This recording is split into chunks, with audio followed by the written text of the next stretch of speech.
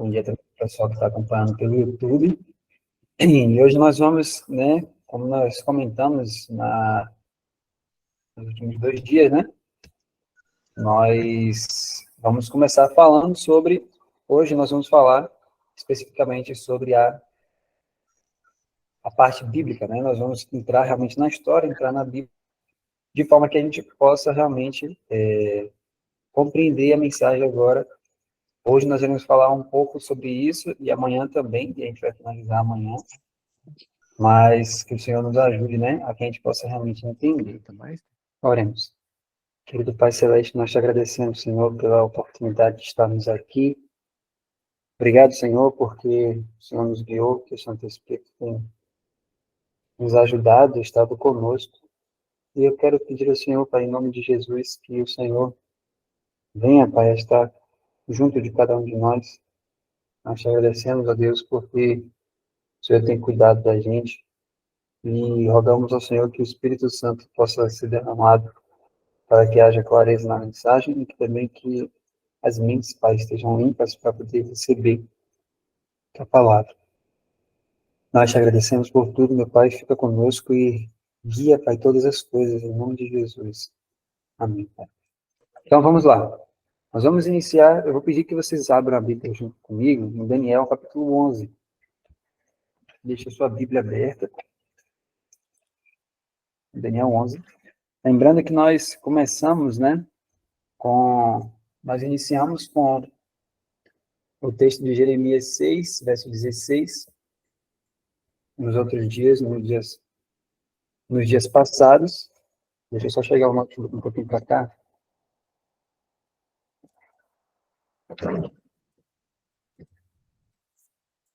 Ó, Jeremias 6, verso 16. A gente sempre começa com esse verso, né? Jeremias 6, 16. E eu quero começar com esse verso também. Eu peço que você segure em Daniel, porque nós vamos começar mais uma vez com Jeremias, capítulo 6, que é o nosso texto central. Diz assim, Jeremias 6, 16 e 17. Assim diz o Senhor, permanecei-vos nos caminhos, e vede, perguntai pelas veredas antigas, onde está o bom caminho, e andai nele, e encontrareis repouso para as vossas almas. Mas eles disseram, nós não andaremos neles.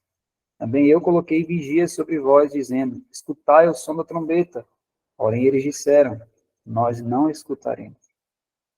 Ó Senhor, nos ajude. Vamos, então, entrar no livro de Daniel, e nós iremos estudar agora, especificamente, né, o capítulo 11. Então, queridos, vamos ver aqui, de fato, né, o que o capítulo tem a nos dizer, né, como que esse capítulo também é trazido também, né, em alguns livros, e nós vamos ver isso tudo direitinho. Vamos lá, então. Então, quando a gente vai observar o livro de Daniel, no capítulo 11, vamos começar com alguns detalhes, que é de muita importância, e vocês vão perceber junto comigo como o entendimento que é trazido nos livros, né? Vou mostrar algumas passagens de alguns livros aqui, e nós vamos ver nas escrituras o desenrolar disso. Vocês vão ver que fica fácil realmente de ver, né? Através do livro, né? Daniel e Apocalipse, e através de alguns outros livros, a gente vê que realmente fica fácil compreender qual era, né? O entendimento, né? O fundamento nesse capítulo 11 de Daniel, trazido pelos pioneiros também. E nós vamos ver isso também, o desenrolar nos versos bíblicos e como que isso acontece até o verso 45, que é o último verso de Daniel 11. Aqui no livro Daniel Apocalipse, na página 233, diz assim, entramos agora numa profecia de futuros acontecimentos, que não se revestem de figuras e símbolos, como nas visões de Daniel 2, 7 e 8, mas que são dados em linguagem clara. Aqui se apresentam muitos dos mais destacados eventos da história do mundo, dos dias de Daniel até o fim do mundo. Esta profecia, diz Thomas Newton, pode apropriadamente chamar-se um comentário e explicação da visão de Daniel 8. Com esta afirmação, o referido comentador demonstra quão claramente percebeu a relação que havia entre essa visão e o restante do livro de Daniel. Então, veja só, isso está na página 233 do Daniel Apocalipse. Olha o que ele traz. Agora nós entramos no capítulo 11, e essa profecia do capítulo 11 já não é mais uma profecia de figuras e símbolos. E nós vamos ver isso também, né, trazido também em outro livro, chamado A Reunião das Nações, de J.T. Jones, na página 28, que diz assim: no 11º capítulo de Daniel, a própria história é esboçada. Não é uma profecia dada sob o símbolo de um leão, ou grande imagem, ou algo desse rei. É a própria história, um esboço do anjo de Deus. Muitos, ao ler o 11º capítulo de Daniel, não o lendo em conexão com o 10º capítulo, pensam que Daniel é o orador no 11º capítulo. Mas ele não é o orador. Daniel é apenas aquele que o escreveu. O anjo de Deus é o orador. E ele é o anjo Gabriel, como será visto a partir do 10º capítulo. Então, meus amados, para a gente começar o capítulo 11 de Daniel, nós temos que voltar para o capítulo 10. Acompanhe comigo, por favor, Daniel, capítulo 10, e nós iremos perceber alguns detalhes. Então, veja só. Daniel começou a receber visões do capítulo 2, né? Ali ele já estava vendo alguns símbolos, algumas coisas, algumas figuras. Quando chega no capítulo 7, também, né? Ele estava ali vendo figuras, símbolos. Quando chega no capítulo 8, também, né? Então, o que passa a acontecer? Daniel começa a ficar aflito, porque ele não estava entendendo, né? Aquela simbologia toda, né? Tanto é que Gabriel desce, né? E Daniel fica atônito, Daniel jejua, Daniel fica mal, né? Por quê? Porque aquela simbologia toda e aquele entendimento tudo, ele não estava conseguindo encaixar, ele não estava conseguindo entender tudo aquilo, né? Lembrando que ele estava num período onde ele esperava a libertação do povo dele, né? Então, ele esperava que se cumprisse ali o tempo do profeta Jeremias, e ele estava entendendo que as coisas que iam acontecer ali para o povo de Israel seriam em pouco tempo, né? O próprio Daniel fala que ele tinha estudado ali a questão do cativeiro, e ele viu, inclusive, quanto tempo demoraria o cativeiro, né? E ele estava esperando realmente que fosse tudo muito rápido. Aí, quando começam as visões, ele começa a ter a simbologia, as figuras, tudo isso, e a quantidade de tempo, por exemplo, no capítulo 8, né, até 2.300 tardes e manhãs e tudo isso. Então ele fica realmente atônito, né? Ele realmente fica ali atônito. E aí, por misericórdia, nós vamos ver que o Senhor Jesus ele fala isso, né, Gabriel? Dá a entender aí essa visão, né? Então, há uma ordem para Gabriel vir para poder explicar a Daniel as coisas, porque Daniel realmente não estava compreendendo tudo. Só que olha só, o que acontece com Daniel especificamente? Olha o capítulo 10 de Daniel, verso 1. No terceiro ano de Ciro, rei da Pérsia, um assunto foi revelado a Daniel, cujo nome era chamado Beltesazar. E o assunto era verdadeiro, porém o tempo determinado era longo, e ele entendeu o assunto e teve entendimento da visão. Verso 2. Eu estou lendo aqui na King James, né? 1611.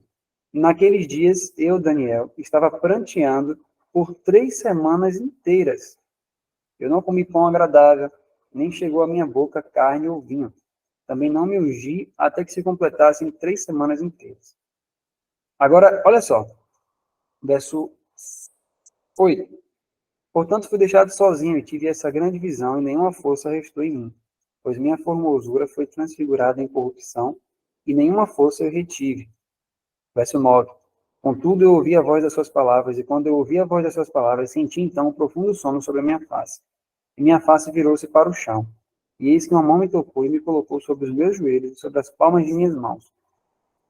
E disse-me ele, verso 11, ó Daniel, homem muito grandemente amado, entende as palavras que eu te falo e põe-te em pé, pois a ti sou agora enviado. E quando ele falou-me esta palavra, levantei-me tremendo. Aí vem o verso 12.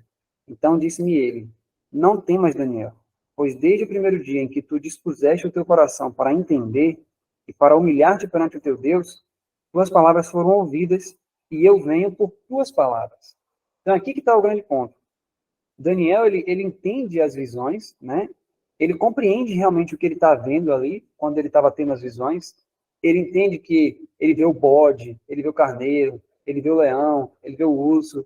Tudo aquilo ali ele entendeu, né? A visão em si ele estava compreendendo. Só que ele não estava conseguindo realmente encaixar aquela situação toda dentro da visão dele do grande conflito ali, né? dentro do que ele entendia quando seria para o povo de Israel, aquelas coisas e tudo isso. Então, o que é que Daniel faz? Ele começa a jejuar. Ele diz que ele pranteia ali por 3 semanas inteiras, né? E aí ele começa a orar a Deus, ele começa a orar e orar e orar, aí Gabriel desce. Então Gabriel fala para ele, Daniel, olha, eu vim porque você começou realmente a se aplicar a entender as coisas, e eu vim por causa das suas súplicas. Eu vim por causa daquilo que você pediu, né? Então, aí no verso 14, ele vai dizer assim, ó, no verso 13, na verdade. Porém, o príncipe do reino da Pérsia resistiu-me por 21 dias. Porém, eis que Miguel, um dos principais príncipes, veio ajudar-me, e eu permaneci lá com os reis da Pérsia. Agora, verso 14 agora, vamos ver aqui o verso 14. Verso 14, eu até coloquei aqui no slide, diz assim, agora eu venho a ti, para fazer-te entender o que cairá sobre o teu povo nos últimos dias, pois ainda a visão é para muitos dias. Verso 15. Quando ele tinha falado tais palavras para mim, coloquei minha face ao chão e tornei-me mudo. Então veja só a experiência de Daniel, né? Agora veja só. Olhe para o verso 21 agora. Verso 21. Porém, eu te mostrarei aquilo que está na escritura da verdade. Ou eu te declararei o que está registrado na escritura da verdade. E ninguém há que se mantenha comigo nessas coisas, exceto Miguel, vosso príncipe. Então, olha a obra que Gabriel disse que tinha para fazer. Agora eu vou lhe declarar, Daniel. Agora eu vou te mostrar, Daniel, o que é que está registrado na escritura da verdade. Agora eu vou lhe explicar, Daniel. Então, o anjo, quando ele desce com uma missão específica. A ordem foi dada. Dá a entender a esse a visão. Então, quando Gabriel vem, ele vem para explicar. Então, o capítulo 11 inteiro não é Daniel falando. Isso é muito importante. Então, o capítulo 11 é Gabriel, que já começou a falar do capítulo 10 e disse, eu vim para lhe explicar as coisas, eu vim para lhe mostrar as coisas. Então, no capítulo 11, quando começa a falar ali, já quem está falando é Gabriel. Então, todo esse capítulo 11 não é mais, perceba só, não é mais uma série de figuras e símbolos. Por quê? Porque Daniel não estava compreendendo aquilo, e aí foi dada a ordem para Gabriel descer e dizer, explica para ele. Então, Daniel 11 é uma explicação histórica, é uma profecia histórica, porque como Daniel não estava compreendendo toda aquela simbologia, Gabriel foi enviado para trazer uma coisa mais fácil, uma coisa mais explicada, de forma que aquele servo de Deus, em sua fraqueza ali, pudesse entender. Então ele diz, olha Daniel, eu vim para declarar para você a verdade. Não que as outras coisas que ele estava vendo não era verdade, mas quando ele fala essa frase aqui, eu vim te declarar a verdade, ele está dizendo, olha, eu vou explicar para você, eu vou mostrar para você agora pela história, para você poder compreender de forma clara. Percebe? Então, o capítulo 11 de Daniel, ele não tem simbologia. Né? Então, é isso que está escrito aqui. Por isso que aqui, logo no início, do capítulo, no livro de Daniel, Apocalipse, fala isso. Entramos agora numa profecia de futuros acontecimentos que não se revestem de figuras e símbolos, como nas visões de Daniel 2, 7 e 8, mas que são dados em linguagem clara. Essa foi a obra do anjo. Não dar mais símbolos para Daniel, não dar mais figuras, mas simplesmente expor para Daniel a história. Olha, Daniel, eu vou te explicar direitinho, ó, vai ser assim, assim, assim, assim, assim, assim, assim, assim, até o final. Né? Então, vai ser uma profecia agora dada de forma muito mais clara. Agora, veja só. Quero ler com vocês, então, Daniel 11, verso 1. Abre aí na sua Bíblia, por favor, Daniel 11, verso 1. Diz assim. Também eu, no primeiro ano de Dario, o Medo, eu mesmo me levantei para confirmá-lo e fortalecê-lo. Quem está falando aqui? Gabriel. Gabriel está falando. Ele está dizendo que desde o primeiro ano de Dario, o Medo, ele mesmo se levantou para confirmar e fortalecer Daniel. Só que nesse ponto aqui, no capítulo 11, Dario já tinha morrido e Ciro estava reinando, né? E aí olha o que ele vai dizer no verso 2. E agora eu te mostrarei a verdade. Ou seja, eu vou lhe explicar, vou mostrar para você entender, Daniel. Verso 2, né? Eis que levantar-se-ão ainda 3 reis na Pérsia. Verso 2 de Daniel 11. E o quarto será muito mais rico do que todos eles. e pela sua força, por meio da sua riqueza, ele incitará a todos contra o reino da Grécia. Então, veja só, o anjo Gabriel, ele já vai começar a explicar toda a história futura. Então, veja como ele vai explicar. Ele vai dizer, eis que levantar-se-ão ainda 3 reis na Pérsia. Você vai perceber que todo o capítulo 11 são situações relacionadas a reis e nações. Reis e nações, sempre. Então, veja só, no verso 2, novamente. Levantar-se-ão ainda 3 reis na Pérsia. Então, Ciro estava reinando. Mas antes que acontecesse, Gabriel, de forma bem clara e elucidativa, sem símbolo nenhum, ele fala, Daniel, vai vir mais 3 reis. Então, quais seriam esses 3 reis? Ele falou antes de acontecer, né? Mas ele disse, ainda 3 reis na Pérsia ainda vão se levantar. Então, quando você olha para a história do que aconteceu depois que Ciro terminou de reinar, você vê que realmente, depois de Ciro, vieram mais 3 ali. E quem foram esses?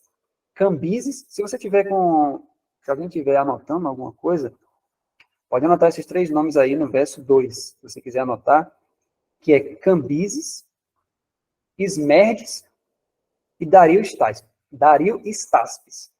São esses 3, que ainda se levantaram depois de Ciro. E aí depois, na continuação, ele fala assim, ó, e o quarto será muito mais rico do que todos eles, e pela sua força, por meio da sua riqueza, ele incitará a todos contra o reino da Grécia. Esse que foi o mais rico de todos eles na sucessão de Ciro, que também se levantou contra a Grécia, inclusive com milhões, né, de pessoas para poder realmente bater em cima da Grécia, foi Xerxes, né? Então, Xerxes foi levantado ali, e ele que fez todas essas coisas ali, que incitou as pessoas contra a Grécia, no verso 2. Quando chega no verso 3, ele vai dizer o seguinte, e um rei poderoso levantar-se-á e governará com grande domínio, e fará conforme a sua própria vontade. Então, quem é esse rei do verso 3? Quem é o rei do verso 3 que se levanta, governa com grande domínio e fará conforme a sua própria vontade? Logo depois, na sucessão do que aconteceu, aqui está se referindo a Alexandre o Grande. O anjo está mostrando para Daniel, que depois desses homens aí da Pérsia, né, viria Alexandre o Grande, na Grécia, né, com o reino grego. Verso 4. Quando ele se levantar, seu reino será quebrado. Preste bastante atenção nisso. Quando ele se levantar, quando ele quem? Alexandre o Grande, né? Quando Alexandre o Grande se levantar, seu reino será quebrado e será dividido em direção aos 4 ventos do céu, não para a sua posteridade, nem conforme o seu domínio que ele governou, pois o seu reino será arrancado até mesmo por outros além daqueles. Então, olha o que a Bíblia está dizendo. Que quando ele estivesse levantado, ou seja, no auge do seu reinado, ele seria quebrado, ou seja, ele iria morrer, né? Ele morreu, ele se entregou à orgia, à bebedice, e acabou morrendo. E o que aconteceu? A Bíblia diz que o reinado dele seria dividido em direção aos 4 ventos do céu. E foi exatamente isso que aconteceu. Preste bastante atenção nessa parte. O que aconteceu quando Alexandre o Grande morreu foi que o reinado dele foi dividido para os 4 ventos do céu. Norte, sul, leste e oeste. Então, olha só. Essa divisão de rei do norte, rei do leste ou do oriente, rei do sul e rei do oeste ou rei do ocidente, começa quando Alexandre o Grande morre. Isso é muito importante. Alexandre o Grande morreu, aí depois disso se divide em 4 partes do seu reino.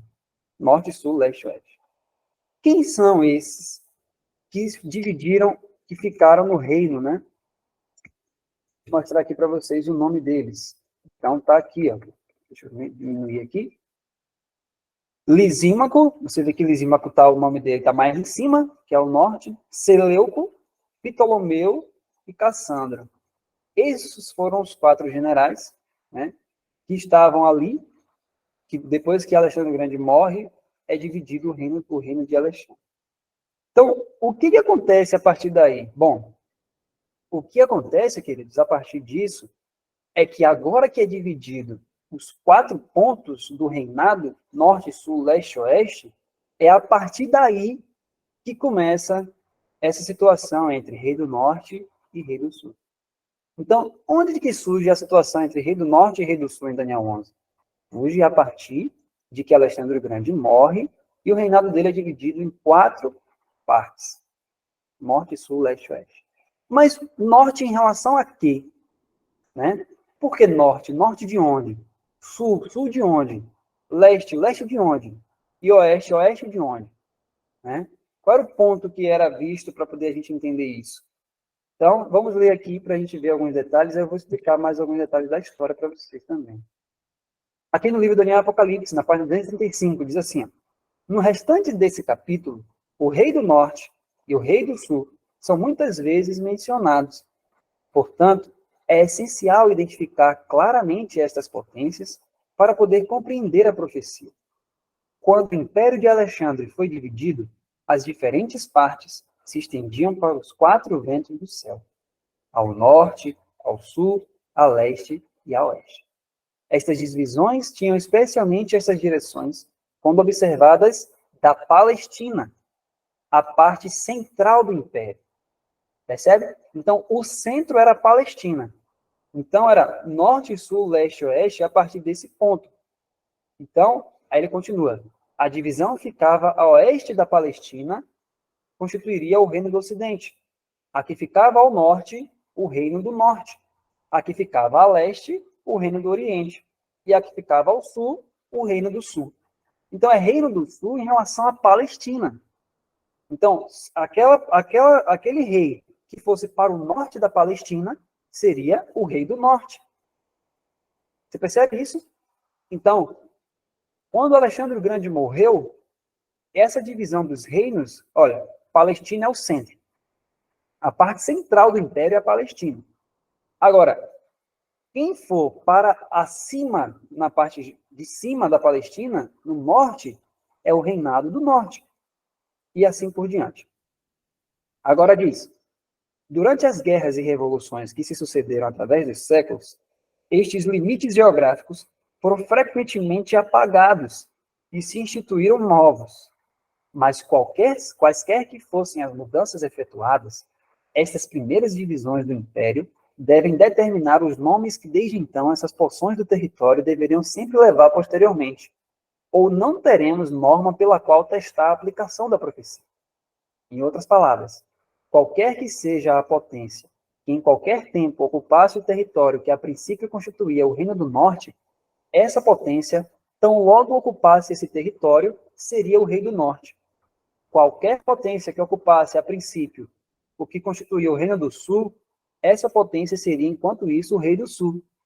Falamos só desses dois, porque são os únicos mencionados depois na profecia, e porque, de fato, todo o Império de Alexandre finalmente se resolveu nessas 2 divisões. Então, queridos, quando Alexandre o Grande morre, são 4 divisões que acontecem. Norte, sul, leste e oeste. Lisímaco ao norte, Seleuco ao leste, Ptolomeu ao sul e Cassandro no oeste. Então, se divide dessa forma. Só que o que acontece? Quando o tempo foi passando, Lisímaco vence ali os descendentes de Cassandro na guerra, anexa o território de Cassandro, que era a Grécia e a Macedônia ali, né? Ele anexa esse território e Lisímaco fica mais forte. Então, Lisímaco, que era o rei do norte, o lugar onde Lisímaco estava, é importante isso. O lugar que era o reino do norte, o centro do reino do norte ali, acima da Palestina, era um lugar chamado Constantinopla. Constantinopla, esse nome vem de Constantino, né? Mas antes era Bizâncio também. Então, Constantinopla era o lugar onde Lisímaco estava, né? Então, quando Lisímaco foi ali para batalhar com os descendentes de Cassandro, com os sucessores dele também, e ele vence ali, ele anexa o território que era do rei do Ocidente, do Oeste, isso mesmo. E ele anexa esse território. Então ele ficou mais poderoso. Só que aí depois, Seleuco, que era o rei lá do leste, ele sobe e vai batalhar ali com Lisímaco e vence. e ele anexa todo o território, né, a Trácia, a Bitínia, a Grécia, a Macedônia, ele pega todo aquele território e anexa. E Seleuco fica muito forte, né? O primeiro Seleuco.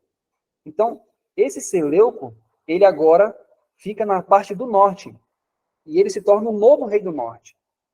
Por quê? Porque ele, como ele venceu Lisímaco e se estabeleceu lá no norte, então olha o que no livro Daniel Apocalipse fala. Ó, o reino do norte está ao norte da Palestina. Então, fixe na cabeça, Constantinopla.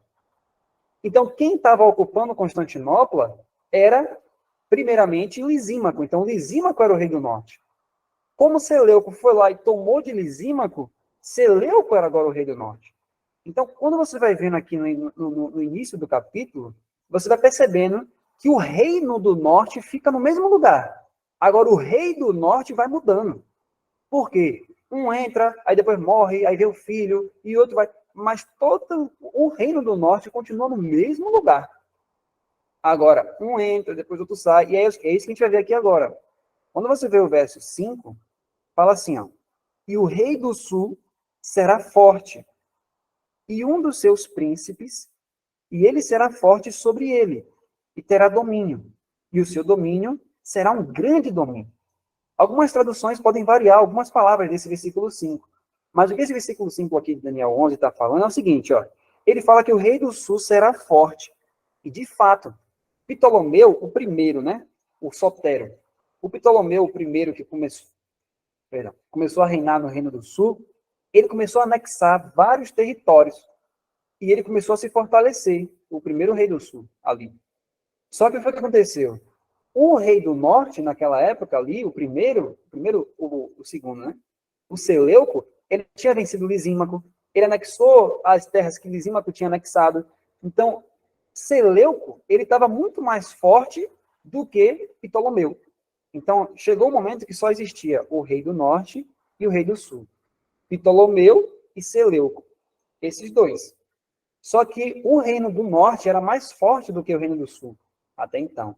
É isso que esse verso 5 está dizendo. Fala assim, ó, o rei do sul vai ser forte, mas um dos seus príncipes, ou seja, um dos outros príncipes, será forte mais do que ele. Ou seja, será forte sobre ele. Na King James fala assim, né? E terá domínio, e o seu domínio será um grande domínio.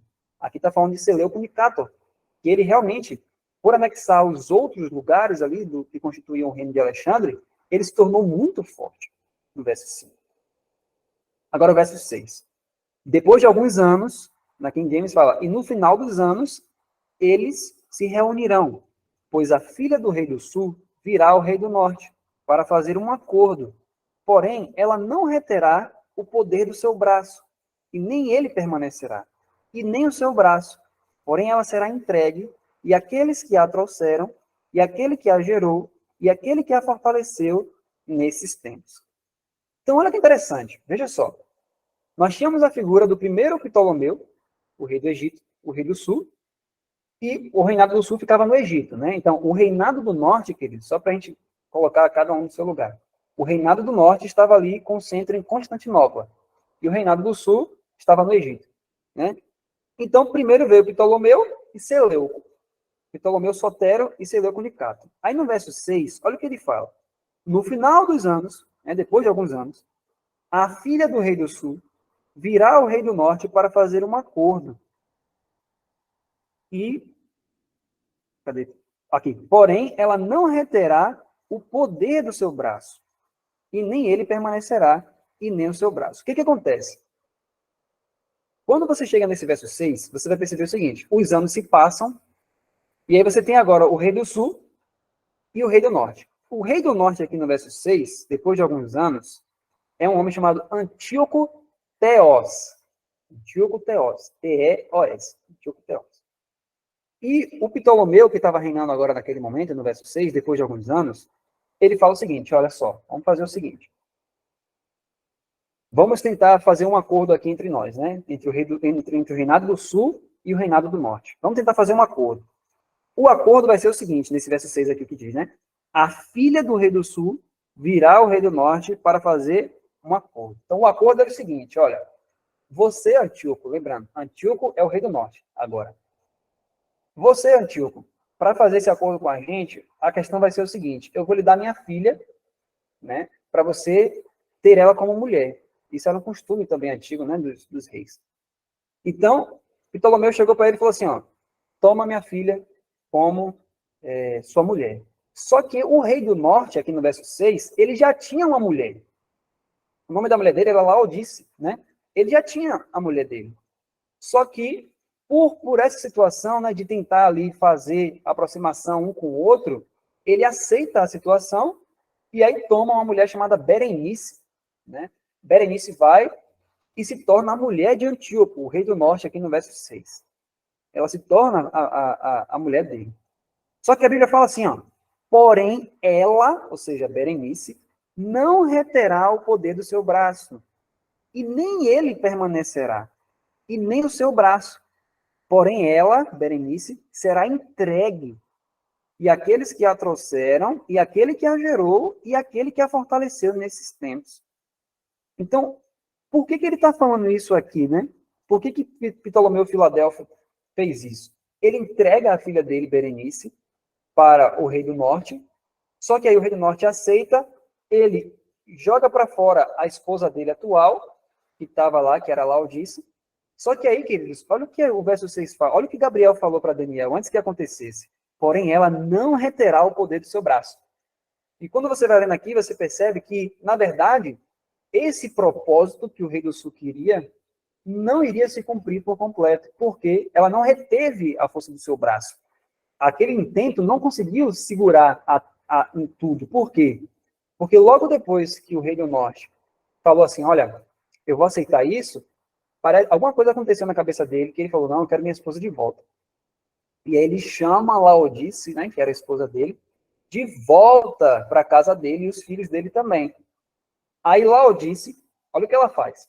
Laodice pensa assim, eu estou lendo esses versos 6 aqui falando sobre eles, para a gente ler só esses primeiros versos, para a gente ver essa controvérsia toda entre Rei do Norte e Rei do Sul, desde o início do capítulo, né? Então, quando acontece que Laodice volta, olha o que o verso 6 fala aqui no final. E nem ele permanecerá. Ela envenena o marido, porque ela pensou, bom, se ele me expulsou uma vez, ele vai me expulsar de novo, então é melhor eu garantir o reino agora. Aí o que é que ela faz? Laodice envenena o marido, mata o marido, e aí dá ordem para matar também Berenice e todo mundo que ajudou Berenice ali. Né? Todos os egípcios que estavam ali, ela mandou matar. A Laodice. Então, por isso que Gabriel falou assim para Daniel, olha, Daniel, ela não vai permanecer. Né? Nem o homem também vai permanecer. E nem aqueles que ajudaram essa mulher a fazer essas coisas. É o que está no verso 6. Aí vem o verso 7 agora. Diz assim, porém, proveniente de um ramo de suas raízes, um se levantará. Então aqui, Gabriel está se referindo ainda a Berenice, a filha do rei do sul, né, que foi dada ali, ele ainda inclusive deu dotes para o rei do norte. Né? Então Gabriel ainda está se referindo a ela. Ela morreu, mas falou, mas vai se levantar um das raízes dessa mulher. E quem é que se levanta? Exatamente um homem que era irmão dela. Olha o verso 7 de novo. Ó. Porém, proveniente de um ramo de suas raízes, um se levantará em seu lugar, o qual virá com um exército e entrará na fortificação do rei do norte, e lutará contra eles e prevalecerá. Aqui já não é mais Ptolomeu Sotero, nem o outro Ptolomeu, o Filadelfo. Aqui já é outro Ptolomeu, chamado Ptolomeu Evergetes. Essa palavra Evergetes significa benfeitor. Por que benfeitor? Né? Por que ele recebeu esse nome de Ptolomeu benfeitor? Pelo seguinte, vamos ler, vamos continuar lendo, e eu vou explicar isso também. Ó, vamos ler do verso 7 até o 9, e a gente vai entender essa situação. Veja só, o verso 7 diz assim de novo, vamos ler o verso 7 novamente. Porém, proveniente de um ramo de suas raízes, ou seja, da família de Berenice que foi morta, um se levantará em seu lugar, o qual virá com um exército e entrará na fortificação do rei do norte, lutará contra eles e prevalecerá. Verso 8. Também carregará cativos para o Egito os seus deuses com seus príncipes, e com seus preciosos vasos de prata e de ouro, e ele irá permanecer por mais anos do que o rei do norte. Verso 9. Então o rei do sul adentrará o seu reino e retornará à sua própria terra. Então, quando esse Ptolomeu Evergetes, ele aparece, a Bíblia fala que Gabriel está dizendo para Daniel, né, explicando a história antes que acontecesse, isso que é mais incrível, com todos esses detalhamentos, né? O que ele está dizendo para Daniel aqui é o seguinte, olha, esse daqui vai se levantar, né? Esse Ptolomeu vai se levantar, ele vai ficar furioso porque mataram a irmã dele, a Berenice, e ele vai com fúria para cima do rei do norte, né? E aí a Bíblia fala que ele entraria no reino, mas depois ele voltaria. Então foi exatamente isso que aconteceu. Apesar de toda a fúria que ele estava, quando ele chegou lá no Reino do Norte, para poder. Ele começou a atacar vários lugares e anexar esses lugares. E ele estava realmente com toda a fúria, ele ia matar o Rei do Norte ali. Mas foi o que aconteceu. Quando ele entrou para matar o Rei do Norte, ele ficou sabendo de uma sedição que estava acontecendo lá no Reinado do Sul, né? E ele teve que voltar. Mas se ele continuasse, com certeza ele ia tomar tudo ali. Mas olha o que a Bíblia está dizendo. Por que ele é chamado de benfeitor? Porque olha o que ele fez, verso 8. Também carregará cativos para o Egito seus deuses, com seus príncipes, e com seus preciosos vasos de prata e de ouro. E ele irá permanecer por mais anos do que o rei do norte. Ele traz de volta o povo da Egito, se vocês devem lembrar, que era um povo extremamente idólatra. E esse Ptolomeu, ele foi chamado de Evergetes, ou benfeitor, porque quando ele invadiu o reinado do norte, ele trouxe de volta os deuses egípcios, que foram levados lá por Cambises, né? Então ele trouxe de volta os deuses do Egito, e o povo do Egito ficou muito feliz. Ah, nossos deuses estão de volta, nossos deuses estão de volta, você é um benfeitor. Então ele ficou conhecido como Ptolomeu benfeitor, né? O Evergetes. Então, mas observe que no verso 8, no finalzinho, ele fala assim, ele irá permanecer por mais anos do que o rei do norte. Por que a Bíblia dá essa informação? Porque o que era mais comum era que um rei matasse o outro. Só que como esse Ptolomeu, ele foi com toda a fúria para matar o rei do norte, mas não matou, então ficaram os dois vivos o tempo todo. Tanto o Ptolomeu como o rei do norte aqui, né? Que era o Seleuco, né? Os dois estavam aqui vivos ainda. Mas, olha o que aqui está dizendo no finalzinho, eu vou ler novamente aqui do verso 8. Veja só. Ah, um detalhe que eu esqueci de comentar. Essa mulher, Laodice, que matou o rei do norte, né, que era o Antíoco Teos, olha o que ela fez. Por que ela matou ele? Porque ela pensou, ele pode me tirar do reino. Aí ela matou todo mundo, né, foi por isso que o irmão de Berenice se levantou com raiva. Ela matou todo mundo, e aí o reinado, ela ficou, ela reinando e o filho, que era Seleuco Calínico. Então, quando esse Evergetes, o benfeitor, se levanta, ele foi para matar também o Calínico, né, o Seleuco Calínico, que estava junto com a mãe dele, Laodice, reinando lá. Só que, como ele não fez isso, aí a Bíblia fala, e ele irá permanecer por mais anos do que o rei do norte. Então, como ficaram os dois vivos, a Bíblia só relata quem morreu primeiro. Por quê? O Seleuco Calínico morreu primeiro, porque ele caiu de cavalo, ele teve um acidente e aí morreu. E o Ptolomeu Evergetes, né, o benfeitor, ele ainda continuou sendo o rei do sul, ainda por mais uns 4, 5 anos depois da morte desse Seleuco que estava ali. Porém, aí vem o verso 10. A gente só vai nesse início, queridos. Eu não vou explicar o capítulo inteiro, né? Porque não vai dar tempo.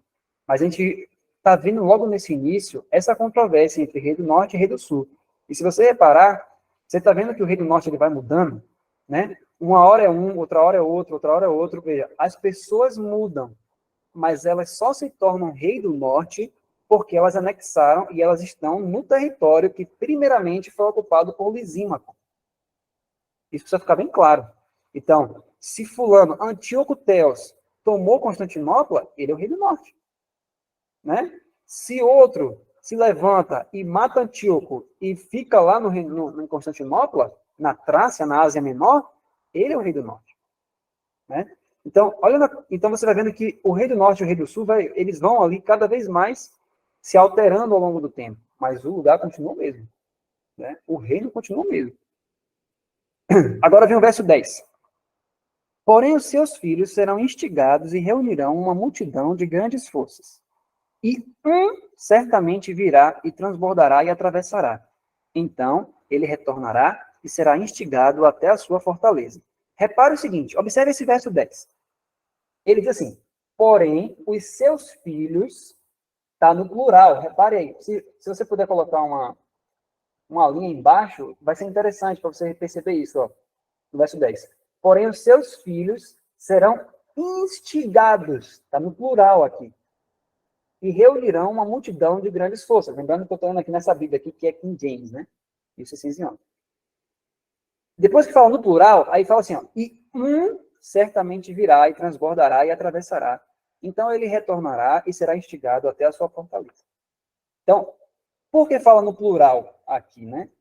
Porque quando esse rei, né, aparece, ali os dois últimos reis, um deles teve 2 filhos. Eu vou mostrar para vocês quem é, né? E ele teve 2 filhos, que foi o Seleuco, né? O Seleuco teve 2 filhos. Um deles acabou morrendo e o outro permaneceu. Mas se alguém estiver anotando, o nome dele, do primeiro é Seleuco Serauno, para quem estiver anotando, né? Cerauno, e o outro era Antíoco Magno. Eram 2 filhos. Só que um acabou morrendo, né? Foi assassinado, e o outro permaneceu. Por isso que a Bíblia fala assim, ó, que os filhos seriam instigados, mas só um viria, transbordaria, atravessaria, então ele seria instigado até a sua fortaleza. Verso 11. E o rei do sul será movido com ira, e surgirá e lutará com ele, com o rei do norte, que agora era esse Antíoco, né? Antíoco Magno. E ele estabelecerá uma grande multidão, porém a multidão será dada em sua mão. Então veja só, aqui está dizendo que o rei do sul, nesse momento, iria se levantar com fúria, com ira, contra o rei do norte, e o rei do norte, viria com uma grande multidão. No livro de Smith, ele fala que essa grande multidão aí dava mais de 60 mil pessoas, né? 62 mil infantes ali. Que ele se levantou com tudo ali para poder ir contra o rei do sul. Porém, não adiantou. Mesmo com essa grande multidão, ele acabou perdendo a guerra. E aí o verso 12 fala assim, ó, e quando ele tiver retirado a multidão, o seu coração ficará exaltado, e ele abaterá muitas dezenas de milhares, porém isso não fortalecerá. Ou seja, quando o rei ganhou aquela batalha ali contra a grande multidão, ele ficou cheio de si, ele falou, rapaz, eu sou o cara, eu sou isso tudo, né? E aí, inclusive, ele entra em Jerusalém, né, para poder tentar ali fazer o sacrifício, ele queria entrar no lugar santíssimo, e tudo isso, se levanta contra os judeus, mata os judeus, e se levanta, mas a Bíblia fala assim, ó, mas não vai ser para o benefício dele fazer isso. Por quê? Porque quem está fazendo isso é o rei do sul, né? Ele que fez isso, ele venceu, ele ficou cheio de si. Por quê? Olha o verso 13, o que é que acontece? Pois o rei do norte retornará. Por mais que o rei do norte, naquele mesmo momento, perdeu a guerra para o rei do sul, ele se exaltou, mas não era para ele fazer isso. Por quê? Olha o verso 13. Pois o rei do norte retornará e irá levar uma multidão maior do que a anterior. E certamente virá após alguns anos, com um grande exército e com muita riqueza. O que é interessante aqui, queridos, em relação a isso, nesse verso 13, e aí a gente vai só até o verso 14, nesse início mesmo, e a gente vai pular para a parte da frente. Né? Quando você observa essa situação, né, o que aconteceu logo depois em relação ao reinado do norte, foi que esse homem, né, que estava ali cheio de si, que venceu o rei do norte com mais de 60 mil pessoas e elefantes, tinha mais de 100 elefantes na batalha, ele venceu, ele falou assim, rapaz, eu sou o cara. Só que depois ele morre. Né? Depois ele morre e o reinado do sul fica na mão de uma criança de 5 anos de idade. Aí quando o rei do norte viu isso, ele falou assim, uma criança de 5 anos, já era. Aí ele juntou uma multidão maior ainda. Só que ele não contava que exatamente agora, nesse momento, estava surgindo um poder que iria fazer estremecer o planeta Terra, né? Que era o Império Romano. E aí no verso 14, olha o que é que diz. E naqueles tempos, muitos se levantarão contra o rei do sul, que agora era Ptolomeu Epífanes, uma criança de 5 anos. Só que olha quem aparece também. E também os roubadores do teu povo. Esses roubadores do teu povo, você pode ler lá no livro Daniel Apocalipse, né? E em outros livros também. Que esses roubadores do teu povo, ou saqueadores do teu povo, se referem a Roma. Né? Roma agora entra na profecia aqui. Então ele fala, também os roubadores do teu povo se exaltarão para estabelecer a visão, porém eles cairão. Então, queridos, olha só. Nesse início, então nós vimos aqui toda a controvérsia aqui inicial, né, entre rei do norte e rei do sul, até que Roma também aparece. E ela vai se estabelecer realmente, né, a partir do verso 16 em diante, você vai ter ali toda a história ali do império em si, depois vai mostrar também em relação ao papado e tudo isso. Agora, entendendo essa situação de tudo que aconteceu ali entre Rei do Norte e Rei do Sul, vamos passar aqui para a gente ver mais algumas coisas. Olha só, um detalhe. Quando você observa esse capítulo 11, você vai perceber que esse nome Rei do Norte e Rei do Sul, ele acaba aqui.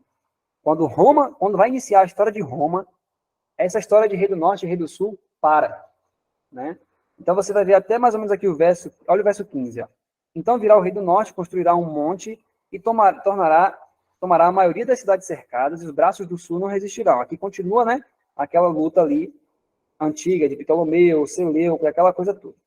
E construirá um monte e tomará a maioria das cidades cercadas, e os braços do Sul não resistirão, nem o seu povo escolhido, nem haverá qualquer força para resistir. Verso 15. Verso 16. Porém, aquele que vem contra ele fará conforme a sua própria vontade, e ninguém irá permanecer perante ele, e ele se firmará na terra gloriosa, a qual pela sua mão será consumida. Então ele vai começar a falar agora, né, de tudo que Roma vai começar a fazer ali. Daí em diante, queridos, ele só vai agora realmente entrar nesse poder e vai mostrar tudo que ele iria fazer ao longo do tempo, né? Ele teve a existência dele. O que é importante agora para nós, né? Como a gente não vai entrar no capítulo inteiro, por conta do tempo, né? Temos pouco tempo, temos ainda algumas coisas para ver importantes. Então, nós vamos pular essa parte aqui, do verso 16 em diante, para a gente chegar no tempo do fim. Por quê? Essa história de Rei do Norte e Rei do Sul, ela dá uma pausa. A Bíblia dá uma pausa nesses nomes para poder contar a história do Império Romano. E esse nome Rei do Norte e Rei do Sul só volta lá no final. Então, Gabriel para de falar de Rei do Norte e Rei do Sul para falar de Roma. Então, ó, Rei do Norte, Rei do Sul, tal, Constantinopla, Egito, todo mundo está ali. Aí, quando Roma introduz, ele dá uma parada de falar de Rei do Norte e Rei do Sul, e aí vai começar a contar da história de Roma, né? O Império Romano surgindo, aquela coisa toda, e aí vai o capítulo, né, em diante. Quando chega no verso 40, olha o que diz. E no tempo do fim, o Rei do Sul o desafiará, e o Rei do Norte virá contra ele como um furacão, com carruagens, com cavaleiros e com muitos navios. E ele adentrará as nações, e as inundará e atravessará. Então veja só, Gabriel, quando ele está falando para Daniel, perceba que é um capítulo histórico. É um capítulo onde não existe simbologia no capítulo, não existe figuras no capítulo. Quando ele fala Rei do Norte, é porque desde a divisão de Alexandre, o homem que foi para o Reino do Norte, ou seja, para o norte da Palestina, era o Rei do Norte, Lisímaco. E você vê durante todo o capítulo que o rei vai mudando, mas o reino é no mesmo lugar, Constantinopla. Então, depois de apresentar a história de Roma, Gabriel volta a falar de novo de Rei do Norte e Rei do Sul, agora no contexto do tempo do fim. E quando você olha no verso 40, no tempo do fim, quando é o tempo do fim? Nós sabemos, 1798. Então, nós sabemos que futuramente o tempo do fim é 1798. Agora, em 1798, é isso que a gente começa a entender. Em 1798, qual poder tinha tomado Constantinopla? No tempo do fim, Constantinopla estava na mão de quem? Era de Seleuco? Era de fulano? Não.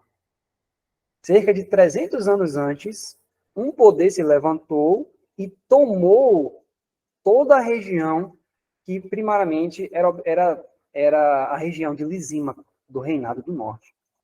Então é isso que a gente vai ver agora, que diz assim, no livro Reunião das Nações, página 30, diz assim, assim, quando chegamos ao 40º versículo do 11º capítulo de Daniel, ou seja, Daniel 11:40, não estamos lendo os assuntos dos dias do Império da Grécia, nem os assuntos de Roma, mas sim os assuntos aqui ocorridos no tempo do fim, como mencionado no 35º versículo. Outros versos também mostram a mesma coisa. E tenha em mente que o rei do sul está sempre no Egito, e o rei do norte é sempre o poder que ocupa o território do qual Constantinopla é o centro. E todo o mundo sabe que desde 1453 d.C., o território do qual Constantinopla é o centro tem sido mantido e governado pelos turcos. Então, o rei do norte, no tempo do fim, é o domínio turco. Então, veja, desde o início do capítulo, rei do norte e rei do sul, só existe essa nomenclatura depois que Alexandre o Grande cai, os 4 generais vai cada um para o seu canto, e todos que dominam aquela região ali, se toma aquela região, independente de quem seja, ele se torna o rei daquela região. Porque foi a divisão do Império de Alexandre que fez isso. Então, quando a Bíblia mostra, quando Gabriel fala para Daniel que no tempo do fim haveria o rei do norte ainda, então ele mostra, ó, lá no final, alguém vai estar dominando essa região aqui, que primeiro era de Lisímaco. E em 1453, o Império Otomano tomou aquela região. Né? Amanhã nós vamos até falar um pouco mais sobre isso no contexto ali, para falar mais de Roma também. Então, veja só também no livro de Haskell. Eu mostrei para vocês ontem, não sei se eu estou com esse livro aqui agora, na mesa, mas, não, está aqui não. No livro de Haskell, vendido pelo IAG, vocês vão encontrar isso na página 246, ele diz assim, ó, em 1453, no entanto, Constantinopla foi capturada e, desde então, permaneceu nas mãos dos turcos, os mais ousados defensores da doutrina de Maomé.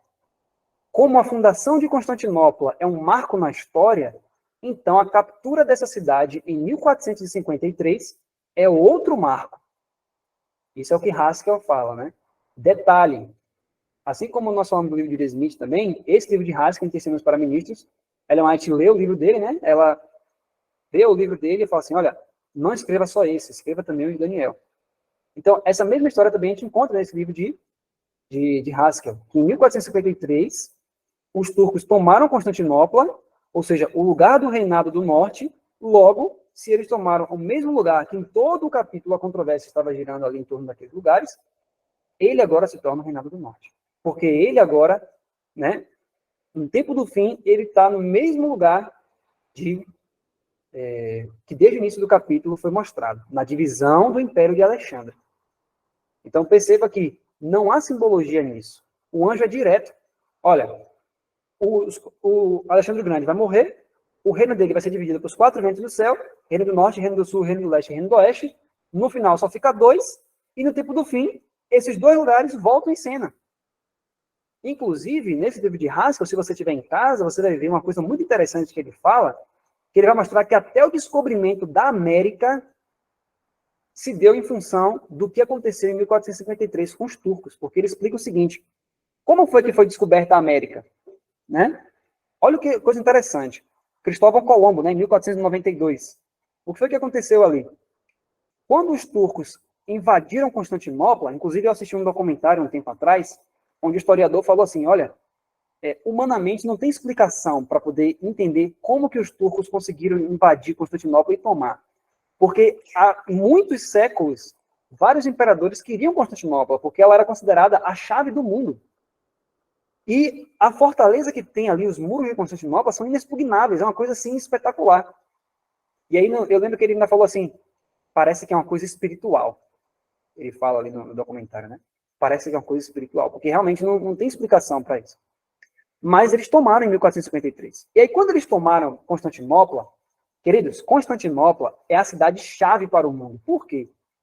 Ela é a única cidade no mundo inteiro que faz a ligação entre os 2 continentes, Ásia e Europa.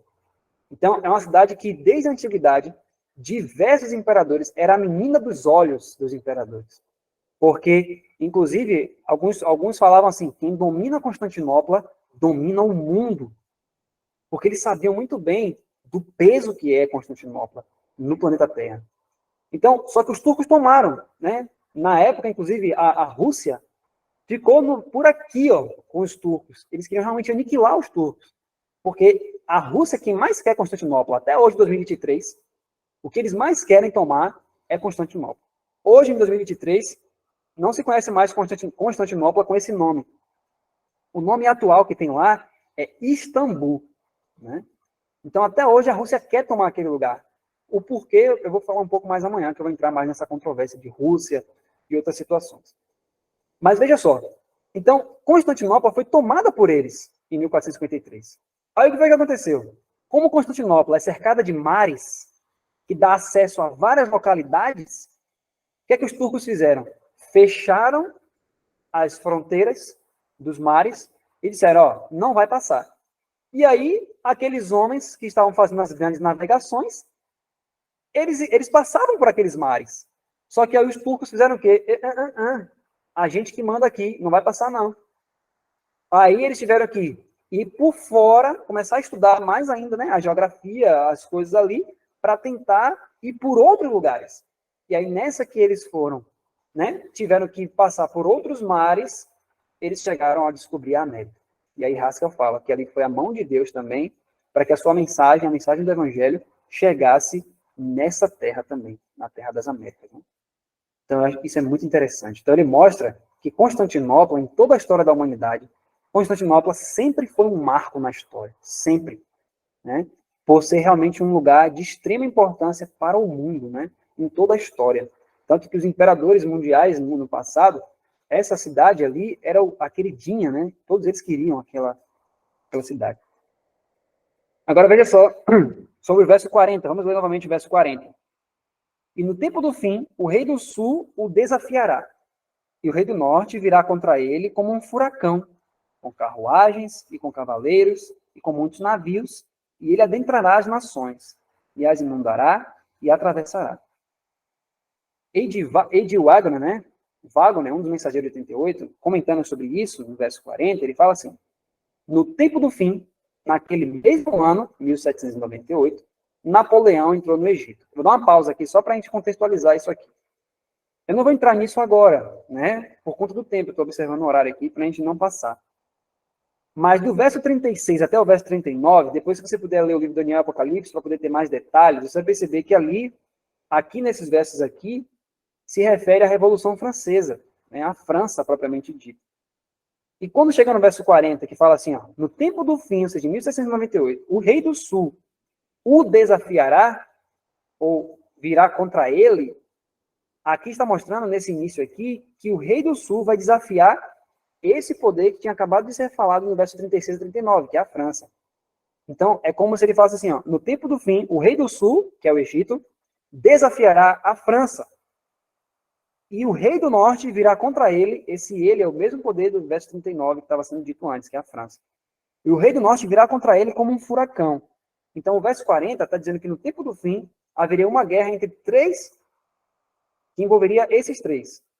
O Egito, que é o rei do sul, a França, que é o poder que estava sendo dito no verso 36 até o 39, depois eu peço que você leia o livro Daniel e Apocalipse, para você ver mais detalhes, e a Turquia, porque como eles tomaram Constantinopla em 1453, eles agora eram o novo rei do norte. Então é isso que Wagner está falando aqui. No tempo do fim, naquele mesmo ano, em 1798, Napoleão entrou no Egito. Os governantes mamelucos em vão desafiaram os franceses, e o Egito foi rapidamente subjugado. Então Napoleão marchou para o norte, na Síria, liderado pela mesma ambição que tantas vezes fizera daquela região o campo de batalha das nações. E aí ele continua. Agora, novamente, os reis do sul e do norte estão diante de nós. O Egito era o território do rei do sul. O rei do norte, na divisão do Império de Alexandre e nas conquistas dos Seleucidas, era o poder dominante ao longo do Bósforo e do Dardanelos, na Ásia Menor e na Síria. É o território da Turquia. Eles que tomaram esse território todo, que antes era de Lisina. Mas a Turquia, o rei do norte, veio até ele, como diz o texto, como a gente vê no verso 40, como um redemoinho, e reforçado em terra e mar pela aliança inglesa e russa, expulsou os franceses, e finalmente, como afirmado no verso 41 a 43, inundou toda a terra até o Egito, que novamente se tornou tributário da Turquia. Então, aqui no verso 40, mostra que em 1798 houve uma guerra ali. Napoleão veio, né, ele queria anexar também o Egito não consegue se sair muito bem na guerra, e aí a Inglaterra, né, e algumas localidades dão essa informação para os turcos, que não tinham interesse nenhum que a França viesse para tomar o Egito, e eles vêm como um furacão ali, eles ficam sabendo da guerra, e vêm como um furacão. Aí eles expulsam os franceses saem, e aí o Egito se torna tributário da Turquia, ou seja, o rei do norte vence ali também, e subjuga o rei do sul também. Então, a partir desse verso 40, né, A partir daí, o rei do sul ele fica subjugado. E aí os últimos versos de Daniel 11 vai se referir especificamente ao rei do norte. Né? E aí nesses versos 41, 42 e 43, tudo se cumpriu lá no passado. Né? Isso foi acontecendo ali ao longo daquela guerra ali. Foi tudo isso que foi acontecendo ali ao longo daquele momento. Só que olha só, eu quero ler ainda mais algumas coisas aqui para vocês. Tem muita coisa para a gente compartilhar. Mas eu não vou entrar especificamente no detalhamento do 41, 42, 43. Se você puder, pela graça de Jesus Cristo, só por conta do tempo mesmo. Se você puder, depois, você dá uma olhadinha no livro Daniel Apocalipse, ele vai explicar a história, né, desse 41, 42, bem direitinho ali, fica bem explicadinho lá. Muito bom ali para a gente poder ver. Agora, veja só. Em 1897, Wagner escreve assim: é para alertar o mundo do que está diante de nós agora que essa longa história profética foi dada. Veja, longa história profética foi dada. A cristandade ressoa com o barulho dos preparativos de guerra, e muitos clamam pela derrubada dos turcos, sem pensar que eles estão apressando o mundo para aquele tempo de angústia que testemunhará as pragas do último dia e a destruição dos ímpios pela consumidora glória da segunda vinda de Cristo. Por que ele falou isso? Porque vocês provavelmente devem ter ouvido falar do massacre que eles fizeram com a Armênia no passado. Não sei se vocês já ouviram falar sobre isso. Que eles mataram muitos armênios. E aí o que aconteceu? Na época que eles estavam vivos, né, os pioneiros ainda, isso gerou uma comoção gigantesca. Os protestantes, os católicos, todos eles ficaram assim com muita raiva dos turcos pelo que eles fizeram. Inclusive o presidente atual da Turquia, o Erdogan, ele nega isso. Né? Ele diz, não, a gente não fez esse massacre. Né? Mas naquela época, eles ficaram com muita raiva dos turcos. E aí os próprios cristãos estavam pedindo, né, para que esse poder fosse aniquilado. Aí Wagner fala, eles não sabem o que eles estão pedindo. Eles não sabem quais são as consequências disso. Né? Eles não sabem que isso vai adiantar o tempo de angústia. Mas agora veja só, na continuação, né? E agora, vamos entrar no verso 45 aqui, que é o muito importante para a gente. Como o tempo já vai finalizar daqui a pouco.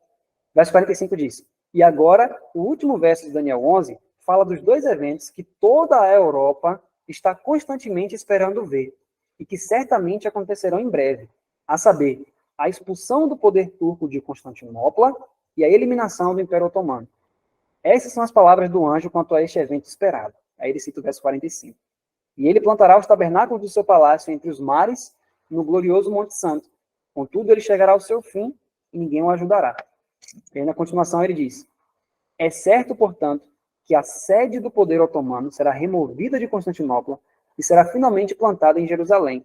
Então é igualmente certo que o poder chegará ao fim. Veja que ele está se referindo aqui ao verso 40, em relação ao rei do norte, ou seja, esse poder que está ali nos lados agora do norte, de onde era originalmente de Lisímaco. Olha o verso 45. E ele plantará os tabernáculos do seu palácio entre os mares, no glorioso Monte Santo. Todavia ele encontrará o seu fim e ninguém o ajudará. Então veja que aqui é Gabriel falando para Daniel, e quando ele está falando de uma forma que Daniel entenda, sem símbolos, sem figuras, quem é o glorioso Monte Santo? O mesmo que sempre aparece nas Escrituras, o Monte Sião, o Monte de Jerusalém. Então ele diz, Daniel, esse Monte Santo, esse poder que no final origina-se ali, né, tem o mesmo lugar, está dominando no lugar de Lisímaco, esse poder vem para aqui. Eles vão se estabelecer aqui. E aí o que vai acontecer? Logo depois que eles fizerem isso, todavia ele encontrará o seu fim e ninguém o ajudará. Nós vamos comentar mais sobre isso amanhã também. E aí, logo depois que acontece isso, aí vem Daniel 12, verso 1. E naquele tempo, Miguel se levantará, o grande príncipe que representa os filhos do teu povo. E haverá um tempo de tribulação tal qual nunca houve desde que existiu nação até aquele tempo. E naquele tempo o teu povo será libertado, todos que forem encontrados escritos no livro. Então, logo depois do verso 45, que ele diz para Daniel, Daniel, ele vai montar os seus tabernáculos aqui. E nesse tempo, Miguel se levanta. É essa a construção do capítulo. É isso que o anjo continua falando. Então, veja só, eu vou tirar um texto aqui da revista Liberty, uma revista adventista. Essa é a capa da revista. E ele diz assim, ó, dia 1º de janeiro de 1915, diz assim, ó, a Turquia ocupa hoje o mesmo território da antiga Trácia, Ásia Menor, Síria e a região drenada pelo rio Eufrates. Em outras palavras, se o antigo profeta se levantasse dos mortos e falasse do poder que governa esse território, chamar-lhe-ia o rei do norte. A profecia deve ser explicada do ponto de vista da Palestina como centro, como a gente viu lá no início, né? Que este ponto esteja fixado nas nossas mentes, para que possamos compreender quem é o rei do norte quando o anjo trouxer de novo ao cenário da ação no tempo do fim, como ele faz nos versos 40 a 45. Então, por isso que o anjo estabelece para Daniel, olha, são as 4 divisões do Império de Alexandre. O rei do norte é aquele que está no norte ali, na divisão do Império de Alexandre. Aquele lugar ali. Então, se Daniel ressuscitasse hoje, em 2023, e alguém perguntasse, Daniel, onde está o rei do norte? Ele diria, quem está dominando ali no lugar de Lisímaco? Quem está dominando a Ásia Menor? Quem está dominando Constantinopla? Ele saberia, então ali é o rei do norte. É isso que a revista está dizendo, né? Agora, veja só. A revista The Present Truth, 11 anos antes daquela da revista Liberty, eles falam assim, ó, perto do fim da sua história, os rumores do norte, olha o verso 44, Daniel 11, diz assim, ó, mas as notícias do leste e do norte o atribularão. Portanto, ele sairá com grande fúria para destruir e totalmente eliminar a muitos. Aí na revista fala assim, perto do fim da sua história, os rumores do norte perturbam o rei do norte. Verso 44. Um olhar para o mapa explicará isso instantaneamente, pois ao norte da Turquia está a grande potência ofuscante da Rússia, e os rumores vindos dessa direção estão continuamente perturbando a Turquia. O fim do conflito chega quando o rei do norte é expulso da Europa e planta os tabernáculos do seu palácio entre os mares, no glorioso Monte Santo, Jerusalém. Ali ele chega ao seu fim, finalmente, sem ninguém para o ajudar. E aí na revista eles mostram um mapazinho, ó, se você observar aí na esquerda aí, você vai ver aqui, ó, Império Russo, né? O Império Chinês, eu não sei se está aparecendo muito bem aí, mas embaixo você tem o Império Turco, né? A Turquia em si, e acima dela você vê a Rússia, né? A Rússia é o grande norte lá em cima. Então a Bíblia fala que rumores do norte atribulariam o rei do norte, porque mais ao norte ainda da Turquia tem a Rússia, né? Então ao norte de Constantinopla, lá em Simão, está a Rússia. Então a Bíblia fala que o que perturbaria o rei do norte seriam rumores na Rússia, né? E hoje a gente está vendo isso em 2023 também ainda, né? Aconteceu lá no período dos pioneiros, os rumores na Rússia que estavam perturbando lá, inclusive teve a guerra entre Rússia e Turquia, né? Como a gente comentou, e só que ainda não se cumpriu o verso 45, né? Que eles esperavam que acontecesse. No livro de Haskell, ele fala assim, todos os olhos estão focados nesse local, e isso tem sido assim por anos. A Turquia é reconhecida universalmente como o homem doente do Oriente.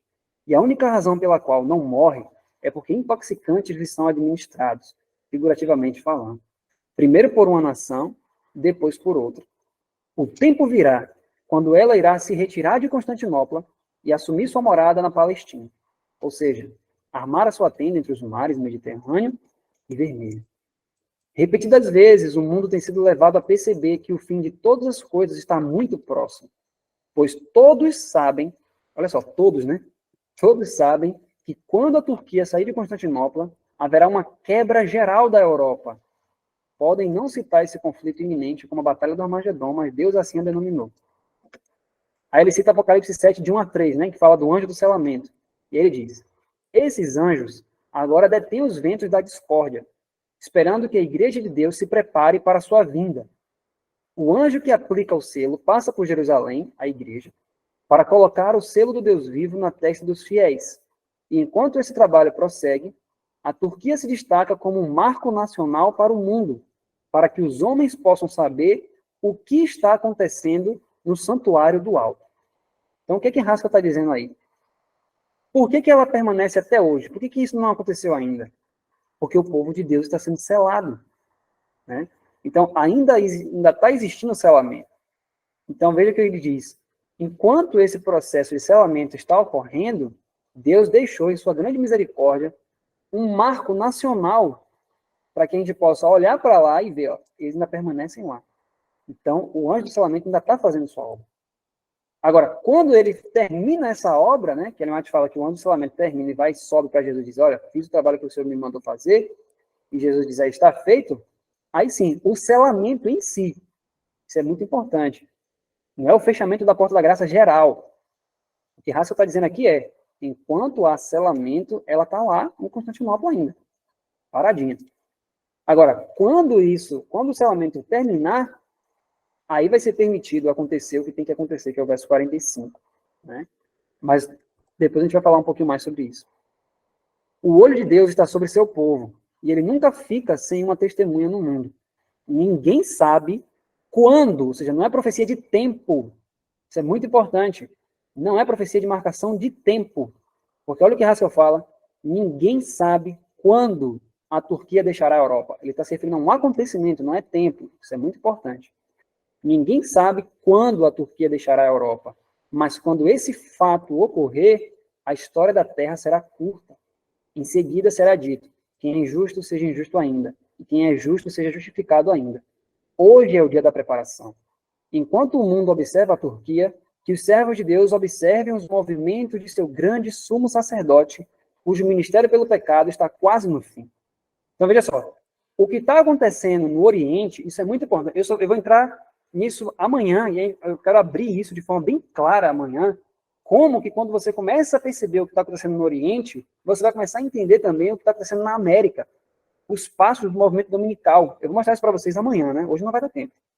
Mas veja só, ele diz, enquanto o mundo está observando o que está acontecendo no Oriente, e inclusive agora em 2023, você pode observar os canais que lidam com geopolítica, inclusive até mesmo pastores evangélicos, os canais estão tendo milhões de inscritos, né? As pessoas estão avidamente, cada vez mais, querendo entender o que está acontecendo. Porque elas estão vendo que alguma coisa grande está para acontecer. Eles só não sabem o quê. Né? Eles não sabem exatamente o que está acontecendo, né? Por que essa coisa toda? Por que tanta guerra assim? Né? Por que a Rússia está fazendo isso tudo? Né? Por que ela está cada vez mais chamando tanques e tanques e tanques e tanques e colocando caça não sei aonde e isso e aquilo? O que está acontecendo? O povo quer saber o que está acontecendo. Né? Então, veja só. Só que ele diz, enquanto o povo está observando lá, a gente tem que estar observando os passos no santuário. Agora, olha que interessante o que o Smith fala também no livro dele, em relação a isso. Mas como vamos saber disso?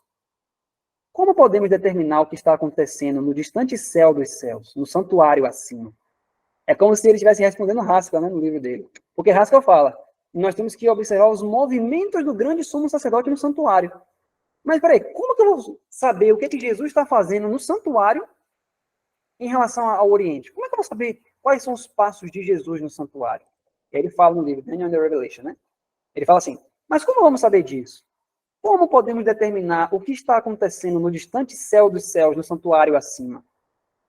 Deus foi tão bom a ponto de colocar os meios de saber isso em nossas mãos. Quando certos grandes eventos acontecem na Terra, ele nos conta quais eventos sincronizados com eles ocorrem no céu. Pelas coisas que são vistas, assim aprendemos das coisas que não são vistas. Assim como olhamos através da natureza para o Deus da natureza, também, através dos fenômenos e eventos terrestres, traçamos grandes movimentos no mundo celestial. Olha só, coisa maravilhosa. E ele continua.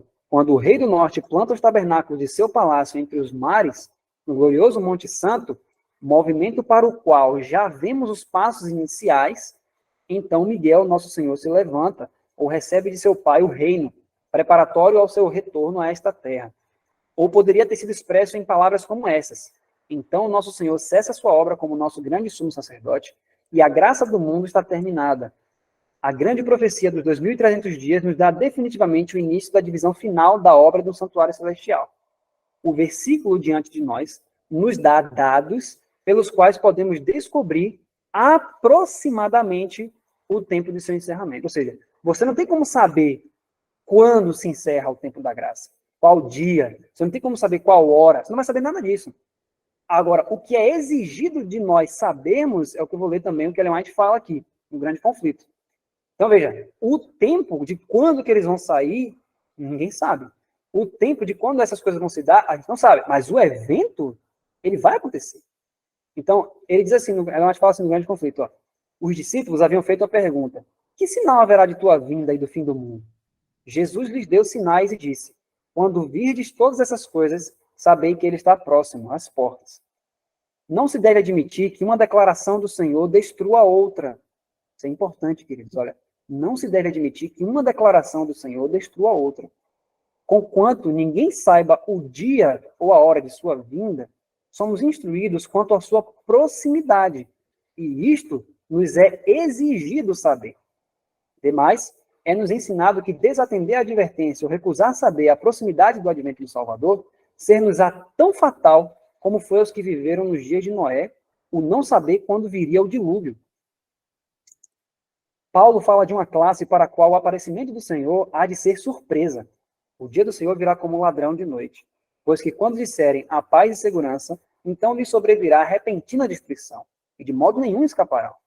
Mas ele diz aos que atendem à advertência do Salvador: vós, irmãos, já não estáis em trevas, para que aquele dia vos surpreenda como um ladrão, porque todos vós sois filhos da luz e filhos do dia.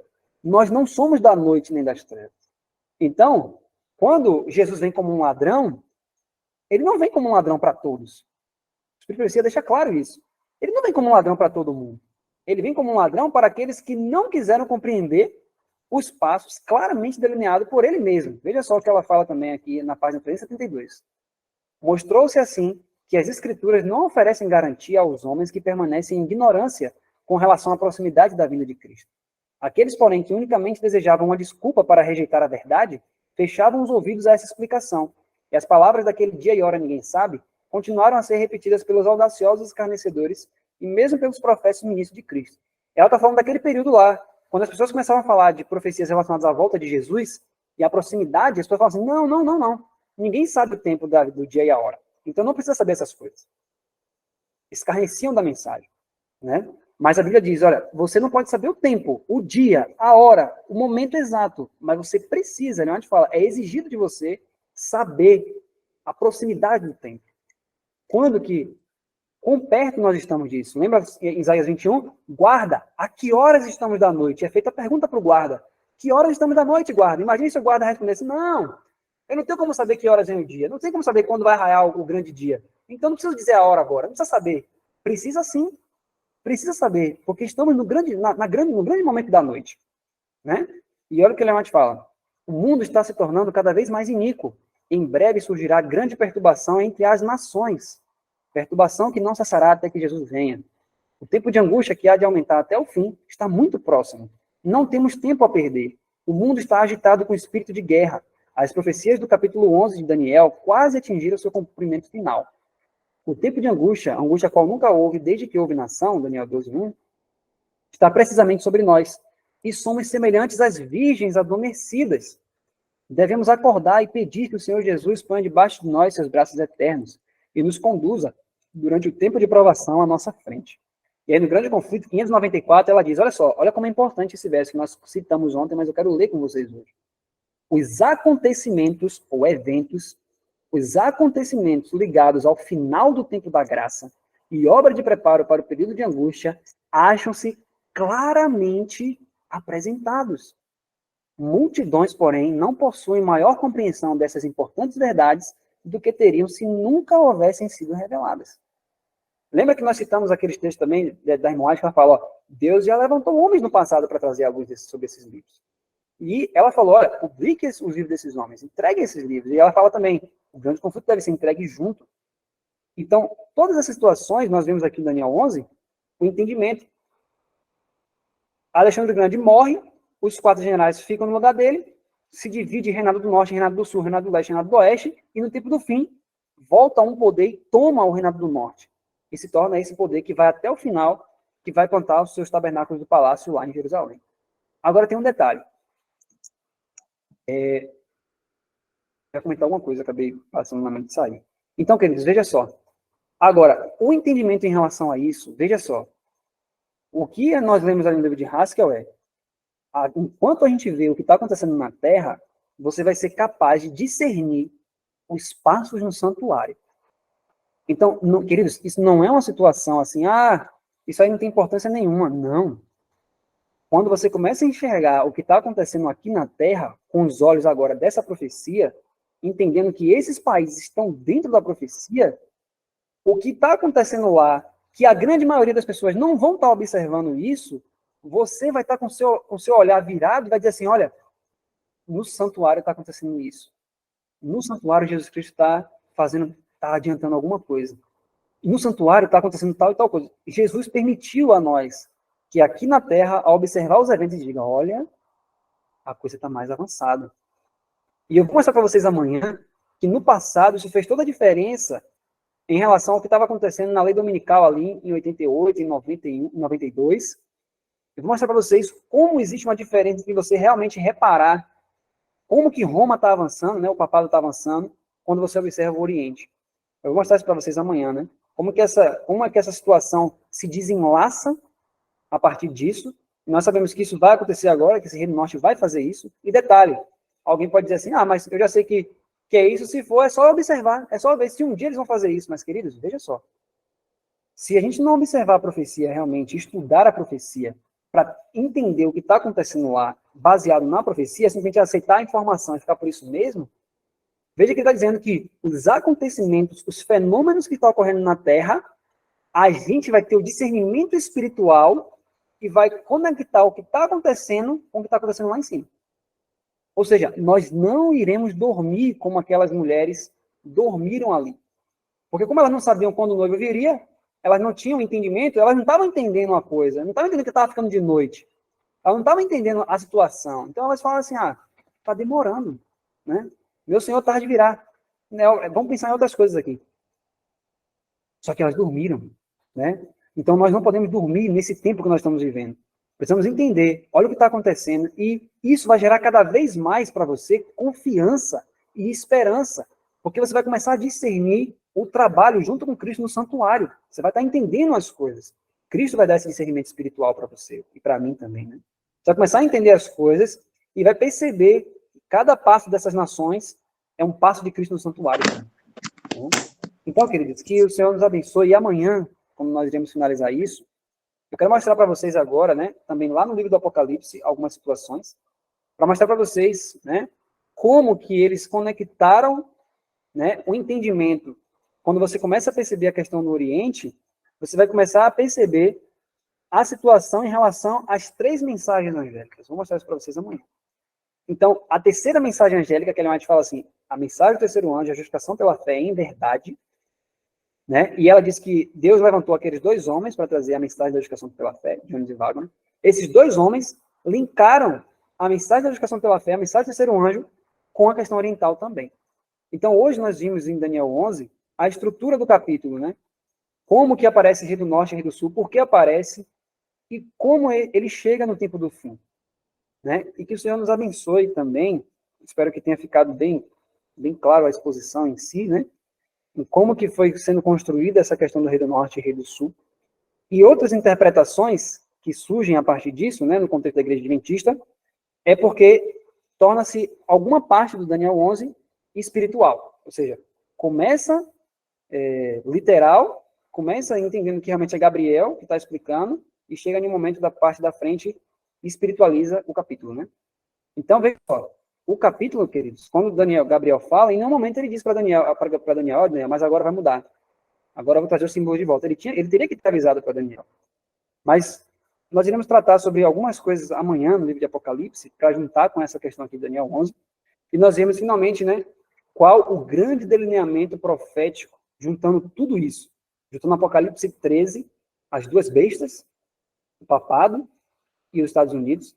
Eu quero mostrar para vocês também que naquela época que Tiago White falou isso, né? A irmã White repreende. Por quê? Eu, entendendo hoje essa questão, vou mostrar para vocês que o que o D. Smith falou e o que o Tiago White falou, quando a gente for entender realmente essa situação do que o Império Otomano fez, você vai perceber que os dois estavam entendendo, é como se fossem 2 prismas da questão. Mas naquele momento, as pessoas que estavam ouvindo aquilo, elas não conseguiriam coadunar as 2 visões. Então, eles não conseguiriam, né? O que Tiago White falou, inclusive em 78, é que ele fala, a profecia é histórica, mas o final tem que ter um poder romano. Né? As pessoas não iriam conectar aquilo com o que o Smith estava falando, porque o Smith ele fala bem diretamente da Turquia.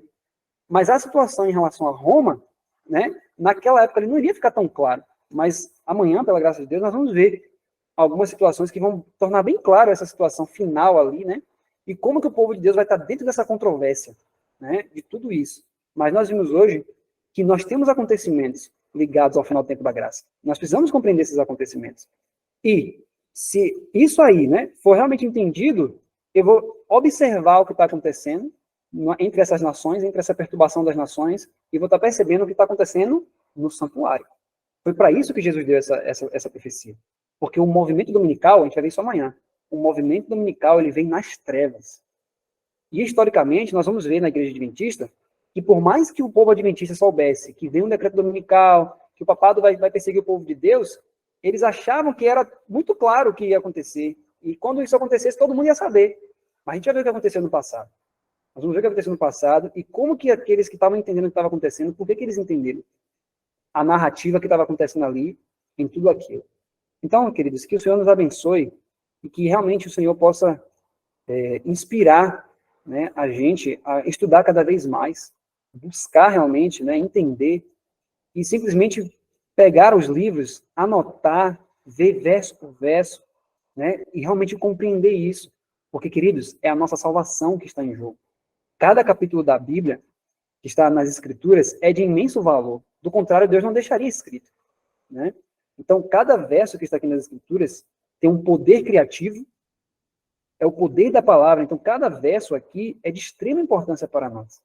Então, que o Senhor Deus nos inspire, né, a buscar o seu rosto cada vez mais, a entender as questões proféticas, e pela graça de Deus, né, que quando a gente fala que quando Deus levantou esse movimento, tinha uma grande luz no início do caminho, que a gente possa discernir isso também, né?